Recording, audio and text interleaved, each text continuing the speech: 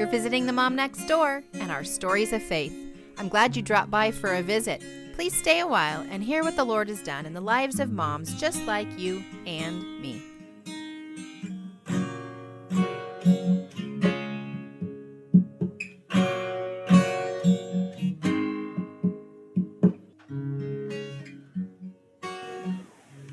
Well, hello there. And today I am at my friend's house, and I have known Jeanette for probably 15 years is my guess. Probably Yes. at least, maybe about 15 years. And Jeanette's sister is actually my actual neighbor, and Jeanette lived close. And through the years, we've gotten to know each other a little bit better. But today I brought her here, or actually I came to Jeanette's house. She had an event that was just so amazing. Okay, let's go back. The event itself was not amazing, but God's hand in it and how he took care of her family is so amazing that I just thought she'd be a great person to talk to and share about her experience and how God worked in their lives of their family. And so, Jeanette, why don't you take a second to introduce maybe your family? And we're going back to a situation that happened about 11 or 12 years ago. And so at that time, what was your family dynamic, and what was your family dynamic and living situation at that point? Okay, so we had 6 children. Our oldest was 8, and the youngest was 9 months. And Denise, the one that the story is about, would have been 3 at the time. And we were living with an elderly man. When we moved to Oregon, he had his 90th birthday within a couple weeks after we got here. And then we lived in his basement, and he lived in the basement. We lived upstairs. We were not there to be caretakers. We were there more so that there would be someone around for him. His family took really good care of him. In fact, one of the inspiring parts of his life is how his children, he had 17 of them, and 16 lived within the state of Oregon. Wow. And they all took turns bringing him supper every single night. So we got to know his family really well also. That is so cool. I didn't realize that part about him. That's amazing. Yeah. So our role there was mostly just to be there because he couldn't live by himself. But he was by himself most of the time during the day. You know, he could have been. Right. He had like an apartment in the basement. And he had his space so he could live his life. And you guys had your family upstairs, but you interacted with him a lot to be available. And then, the coming and going of all of his biological family became like an extension to your family for sure. They did, because Ryan and I, neither one have family here other than my sister who lives next door to you. We neither one have family here. So our children had no grandparents around, no aunts and uncles other than one set.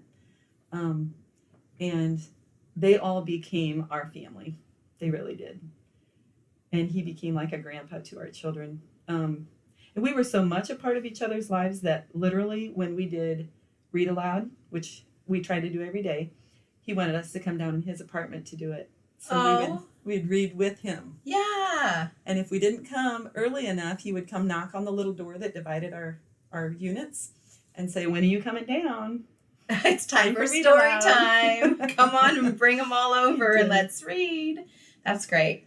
And you also went to church with them. We did. So you guys were all part of the same fellowship. And that is where we're going to jump to, is one day you guys were at church, and it's a fairly small church congregation. Yes. And everybody knows each other. And you all really help take care of each other and look out after each other. And you guys have your service, and then you guys have like a fellowship time afterwards too. We do. Yeah. So there's a lot of social and a lot of interaction and children playing and that type of thing. Right. So then on this particular day, which would have been December 14th of 2008, happened to be our anniversary. Oh, I didn't know that. Our 11-year anniversary. And we had visitors from out of state visiting. So we were in the hallway, Ryan and I, my husband, visiting with the visitors. And our children, most of them, if not all of them, were outside playing with other children. And some of the families had started to leave, not very many, maybe one or two, had started to leave, but there were some adults outside with the children. And somebody came in and said, call 911. There's been an accident. So I headed down the steps and was 3 or 4 steps behind my friend Wendy, who made it there first. She grabbed the phone and called 911. I did not know at that point what had happened or who was hurt. We came back up the steps, and the man who was holding Denise, I guess he was right outside the door, and we came up the steps and out. And he laid Denise across my lap and Ryan's lap on the front steps of the church, and we just started praying and waiting for the ambulance. So what had happened was Denise was standing by our van where it was parked, and her oldest sister, Katie, and some other girls were across the aisle. So there was 2 rows of parked cars. There was a driving aisle between, and this other man that ended up carrying Denise to us saw Karen leaving. And Karen is Benny's daughter. Right. So the man that you lived with, Benny, his daughter Karen is kind of like an aunt. I don't know if they called her Grandma Karen or Aunt Karen, but your children knew her very well, and she was precious to them. Yes. I mean, they were all precious to each other. Yes, very much so. So he saw Karen. This other man saw Karen Leaving and said, and Benny was her passenger. Oh, okay. So Karen was driving, Benny was in the seat next to her.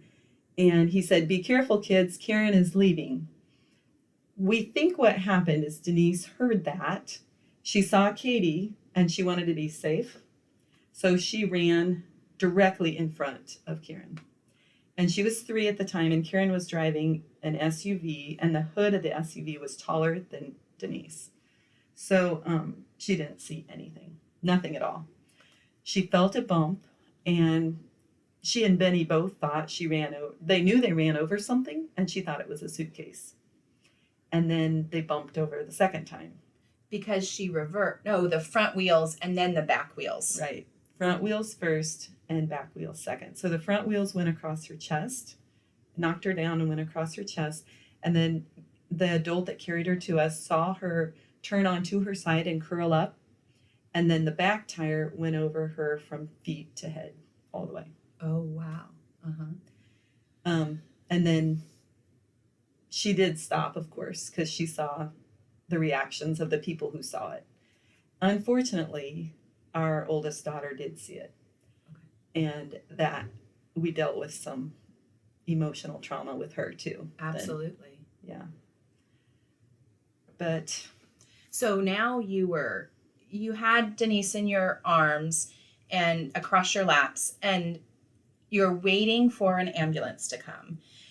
And if I remember right, it was not good weather. Terrible and snowy. Was it snowy? Ended up hail. Yeah. Hail. Okay. I remember it was really bad weather. Snowy. Yes. And so the ambulance arrived, made their evaluation, stabilized her, and knew, okay, we've got a major situation, a major trauma. And did they take her to our local? At that point, they called in the life flight. Yes, right then. They did. So you're in a rural church with lots of fields around and stuff. So I can't remember, where did the life flight came? Yes, the helicopter landed in the field right next to the church. And then we walked, we did get to walk with her over there, and we had an umbrella because of the hail.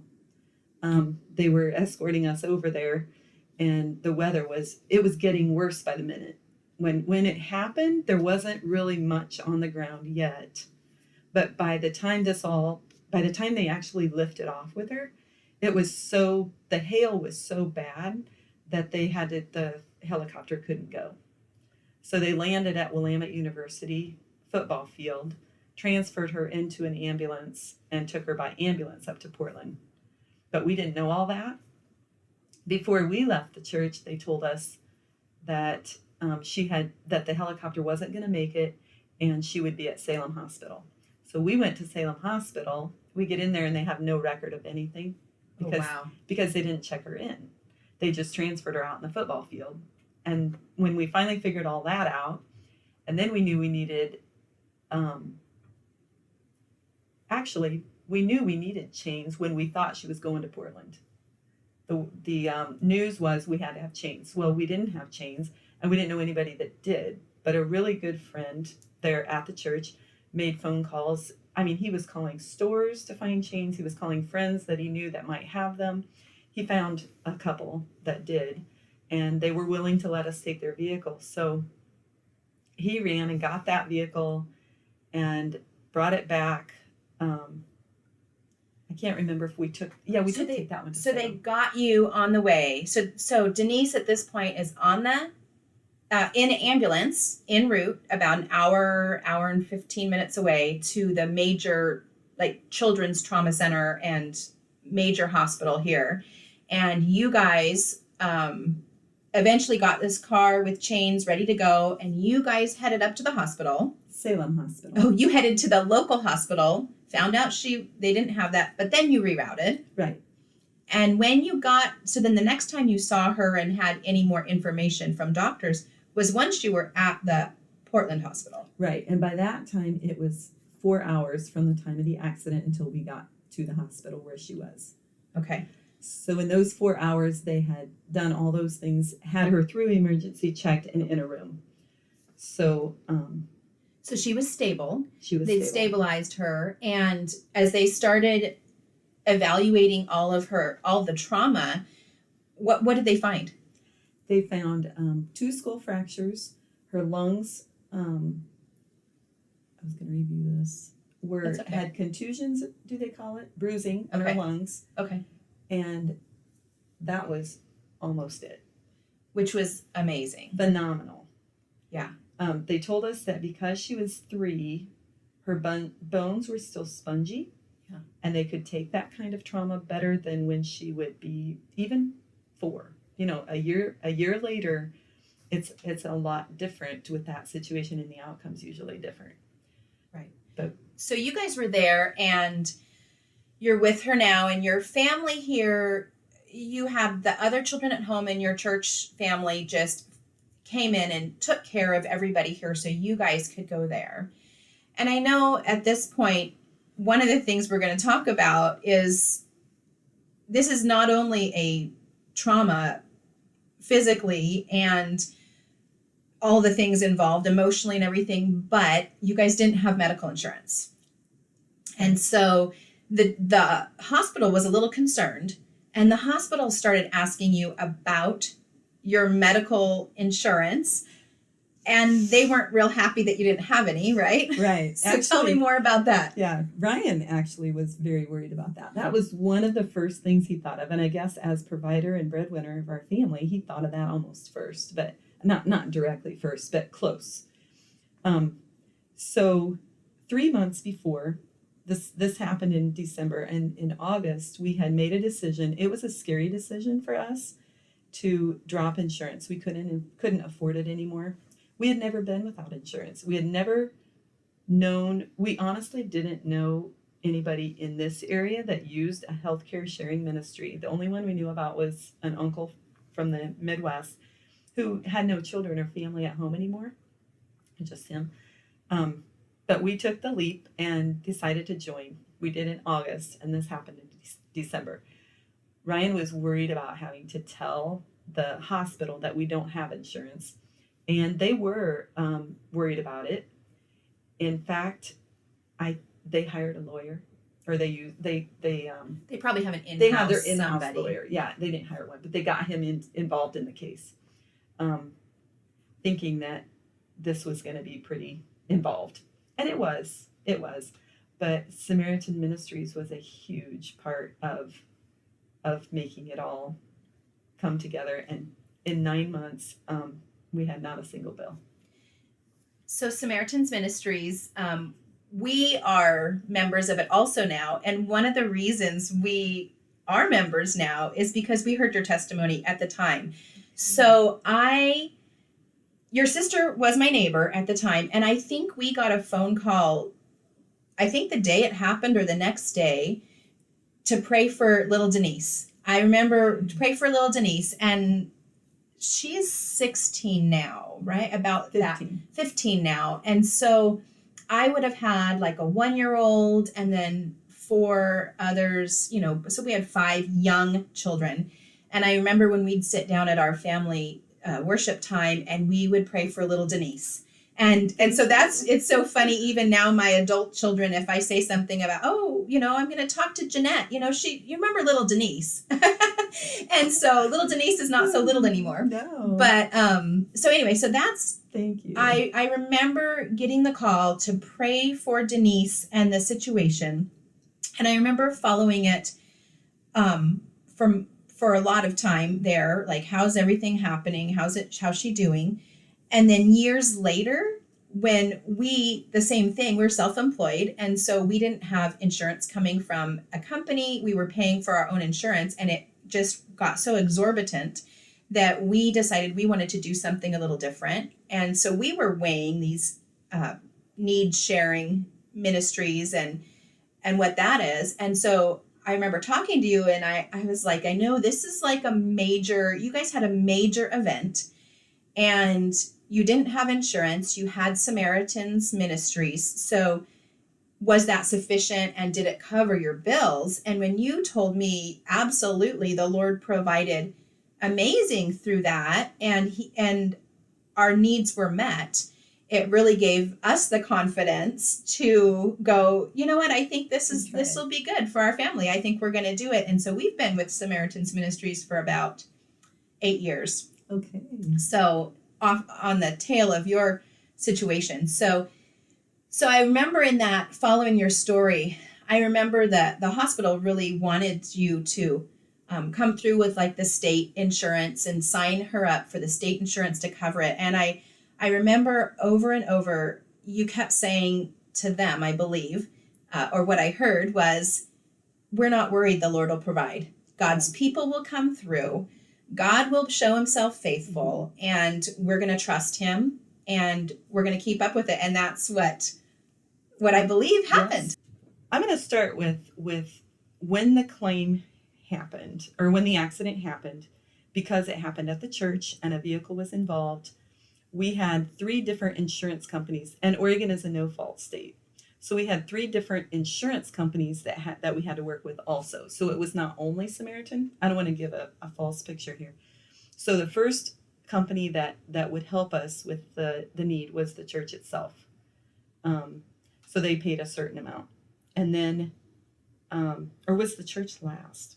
Actually, maybe I don't remember exactly about the order of those. Well, they were all involved. They were all involved. Nonetheless, it was a group involved. Yes. But because Karen was the driver, her insurance company is the one that communicated to Ryan that they wanted to take care of everything. They were like really, really trying to make it plain that they would take care of everything. We didn't need to worry about anything. And they were worried, I'm pretty sure, about being sued. A big lawsuit. Yeah, that's huge. They were worried.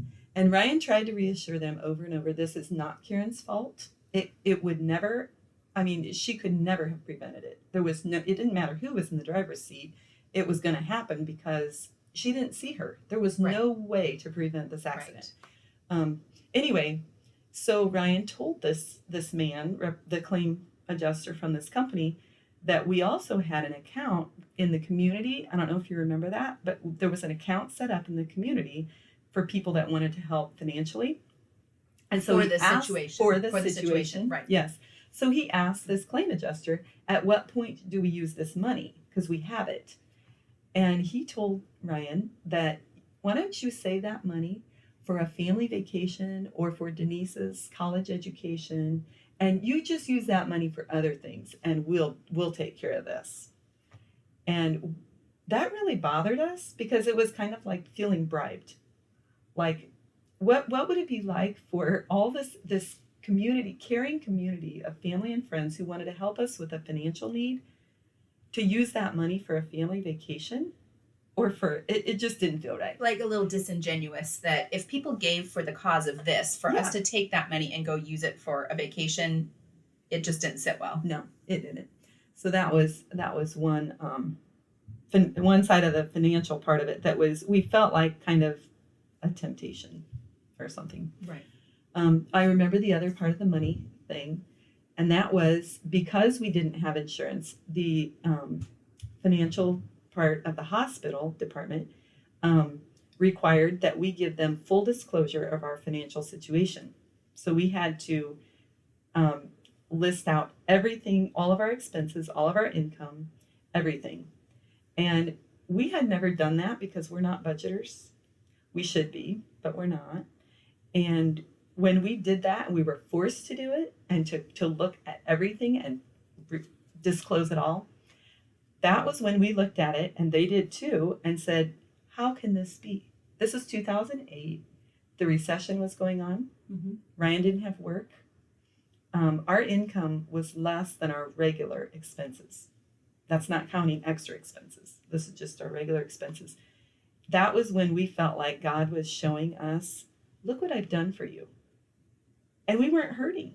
We felt like we could pay our bills. We had enough food to eat. We had a home to live in. We were warm.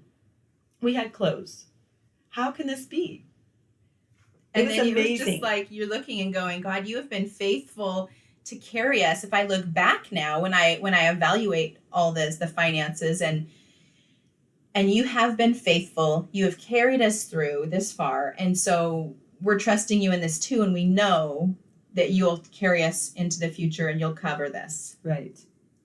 Which is so awesome. It was powerful for us to have to look at that. Right. So it's like, I was going to ask you, how did your faith grow during this situation and circumstance? And I think you could look back and acknowledge that, it was also just such a continuum of your faith there's been these factors looking back and forward now that it's just, God's been faithful and faithful. And when we walk with him, then he just shows it to us. And I think too, how different would this whole situation and event have happened if you hadn't known the Lord, if you hadn't been able to rely on him, if you didn't have a church body to support you, like how important those things are, and how God even sets these things in our life to prepare us for things that we haven't even seen coming. Right. So what did the lawyers think about this? And I know you had medical personnel, you had hospital, financial department coming in and talking to you, and then you said you had lawyers involved. So what did the lawyers think about this whole Samaritan's Ministries and what was going on? The lawyer told Ryan that he had never seen anything like this. The whole process of settling claims with 3 insurance companies and Samaritan, plus the fund that we had from all the community that were helping us financially, all of that, that whole process of paying every single bill happened in 9 months. And he said, usually we are seeing things like this for years and years and years. He said, I have never seen anything like this. Do you remember off the top of your head what the total bill was? Yes, $215,000. Today, that's not a lot. Then, almost 12 years ago, we thought a lot of money. Well, it is. Yeah. It's as much as a house. I Yeah. mean, right? That's Yeah. a big substantial. And so the other thing I love in hearing your whole story, and I remember thinking when it happened too, like, God's doing something here. God's doing something here. This is something really awesome. And I wonder how many people were personally affected that we will never know. Like, I wonder if nurses or doctors, community people, or even the people in the financial institutions, the lawyers or such, were able to watch this process and see God's hand and see how God's people took care of each other.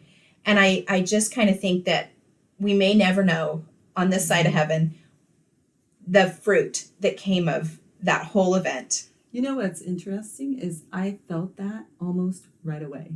It was like, this is not an accident. God doesn't, he allows things for a reason. And I felt that almost immediately. I feel like as God's children, in any trauma, even if you're not personally involved like that, it can be helpful to others that they can see that we do have faith in God and that he does take care of his own. And he has a bigger plan and purpose that we can't always see. So I think because of that, he gives you a complete peace to walk in it, knowing that your children are his children. They're in his hands, and you can approach this and I mean, yes, it's stressful, but you can rest in the fact that God is in control and he's watching out, and you're going to trust him in it. Right. So back to Denise and her situation in the hospital. The accident happened on a Tuesday and Sunday. Yeah. The accident happened on Sunday. It was on Tuesday. I was thinking Tuesday that they told us this is the turning point day. We will know today better which direction we're going to be going here. She'll be the worst on Tuesday. And I remember looking at the nurse at one point and saying, what's going to happen? Do we know? And she looked at me and said, there's nobody here who doesn't believe that she can get well. But we also knew that Denise was totally, and we too, totally in God's hands. And I have never had a time until then or since that I truly surrendered the whole situation and Denise to God and said, she's yours. And Ryan and I, neither one felt like we could ask for her life because of, if that would not be God's will and things didn't go well for Denise, then we would feel responsible for asking for her life if it didn't. So we honestly put it all in God's hands and said, she's yours, take her if you want her, but we would love to have her back. Yeah. Well, I don't know if you remember, but let's see. My oldest is 24, and when he was 11, he had a thing going on where he had some major pain in his face, his jaw, his head. And I had taken him from doctor to doctor and dentist, and I'm trying to figure out, and it went on for months and months. And he had a point where, we don't let him scream in the house and be crazy in the house. And I remember him walking out on our front porch and screaming at the top of his lungs because his pain was so bad. So he went outside and screamed and came back in, and he was crying. And we could not figure it out. And I went away there was nothing we could do. It was just this month after month trying to figure this out. And I'd taken him all these different places. And I had gone to a women's retreat and that weekend, because we figured there wasn't much I could do. So, but my husband was with them, and they would keep us updated if there was any big change. And the night before I went to the retreat was kind of a climax in that of, like, you're feeling like God brought us to this point where we were like, we had come to this decision that we were going to trust God for our family size. So God, you can bring us children and we will accept all the children that you give us. And so we were thinking, we have no idea how exciting this is. God could bring us all these children. We could have this really big family and it's going to be so much fun. And we're thinking of all the positive and the good things, and it's so exciting. And then it hit me that when I say, God, I trust you for the size of my family. I trust you to give me children that you want us to raise for you, that if I'm really truly trusting him, I'm not only trusting him in the increase, I'd be trusting him in the decrease. And that really hit me. I just totally brought me to tears and to my knees, where I was going, wow, God, trusting you for my family size means that, because we had gotten all sorts of diagnoses, and one doctor even told us he may only have 6 months to live. And so I just remember feeling like, okay, Lord, we said we're going to trust you for our family size. So if you take him home, you take him home, and we're going to trust you in it. And even though it's hard, even though, like you said, we'd like to have him here with us, we would like to continue to have him on earth with us, but we are going to trust you. And that right there is like such a, yeah. So when you said that, it makes me think of that moment in our lives too, where, wow. We talk about giving God our all and laying all on the altar and wanting God to be in control of all of our lives. But when you've had a moment like that, it's just, it feels a little different than just saying it. Absolutely. Yeah. It's, a different depth. It is. A different depth. It is. For that. And yeah. So. Thank you for sharing that. Yeah, I bet you never heard that before, no, did you? You didn't know that. You didn't know that. No. Yes. It was a long time ago. So yeah. Anyway, so she's in the hospital, and you guys just totally decided to trust the Lord with her future. Mm-hmm. And the turnaround, from what I remember, was pretty amazing. It was amazing. You could imagine she could have been in the hospital for ages and fighting this and in recovery for such a long time. Yeah. She went home where she was intubated for, which means she was on a breathing tube for like 13 days, I think. And then they took that out and had her in the main hospital ward, the regular one, for 1 day before we went home. Right. So like about 2 weeks after being run over, front and back wheels, she was home with you. She was home. She had a little bit of therapy afterwards. We worked with her just a little, but not a lot, considering what she had been through. And she had her eye was swollen shut. That was for the longest time, probably, that of any of the effects that we noticed. So, and I'm thinking maybe it was even more than a year. Mm-hmm. But today you really can't see that. Jeanette and I are in a homeschool group together, and it's funny when we have a new family join and we're talking about something, and I might mention, oh, well, remember what happened with Jeanette or with Denise, and people are like, I had no idea. I would have never known, Yeah. So fully recovered. And I'm going to talk a little bit about Karen. Oh, yeah. Karen was driving, and she was Benny's daughter.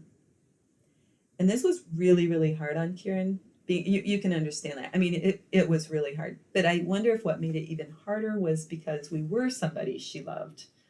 And Denise is, too. So this has been traumatic for her over the years, even to watch Denise, and every time anything happens, she's worried that it's because of the accident. But honestly, God is so good. I literally there aren't any effects that we really know of from it. And one of the things I worried about as a mother was even being in a drug-induced coma for those 2 weeks, because they needed to be for the intubation. What kind of effects would that have on a 3-year-old body the rest of her life? But she has just been just fine. God has been faithful in so many ways, in the preserving of her life and the limiting of the physical things. And then also, I hadn't thought about Karen's reaction and trauma involved with it, but you guys are close friends with her now too. We are. And I would say we're closer because of it. Right. She remembers all the kids' birthdays, and she stops by. Before the coronavirus time, she was stopping by weekly. Yeah. Still. So you wrote about this, and you wrote your full testimony and details of all of it. I didn't actually write it. Okay. It was written by a cousin of Karen's. Okay. she did it as a way of helping Karen Process process the whole this all. Yeah. Mm-hmm. And help her heal, because she needed as much healing as Denise, really. Right. And so I remember you gave me a copy of this years ago, and I read through it like in one sitting because it was amazing. And you chronicle the events of the day and then the events of those 2 weeks of the interactions. And so that is available, and you give it away, if I remember right, or by donation. It's available by donation. The book is called Touched by a Miracle, a True Account. And the author's name is Jan Goodman. Okay. And we're going to put a link in the show notes about how to get a hold of that. So if you're interested in hearing that full account of what happened, then you reach out and get that. So anyway, is there anything else you wanted to say? Are there any songs or scriptures that just totally carried you through in this time and spoke to you? Or was there anything that you want to share further? There is actually 2 of them. In the hospital chaplain came in the room like they do. And at that point, there was a song going through my mind. And of course, we didn't have any hymnals with us. And I don't know that we even had a smartphone to look it up. But the song that was going through my mind then was, I Could Never Outlove the Lord. There have been times when giving and loving brought pain, and I promised I would never do it again. Or I'm not sure if I had the words exactly right, but I felt like loving my daughter and caring for her for 3 years, as much as I did, was not as much as God loves her.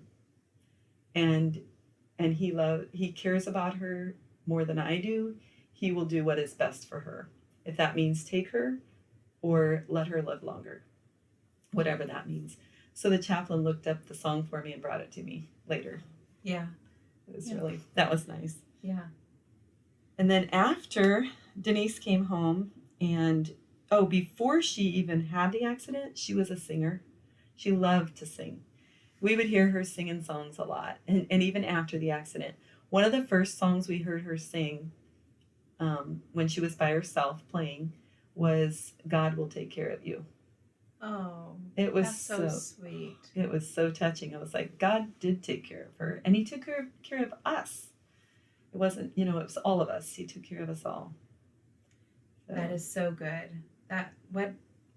What an opportunity. Not that we ever would want this on any family, or you ever hope for a situation like this, but when it did occur, what an opportunity that the Lord used to mold your faith and to mold that faith of your children. And so we just really we can rejoice. We can praise him for what he did in all of that. It's just amazing. Yeah. So why don't we pray right now to close up?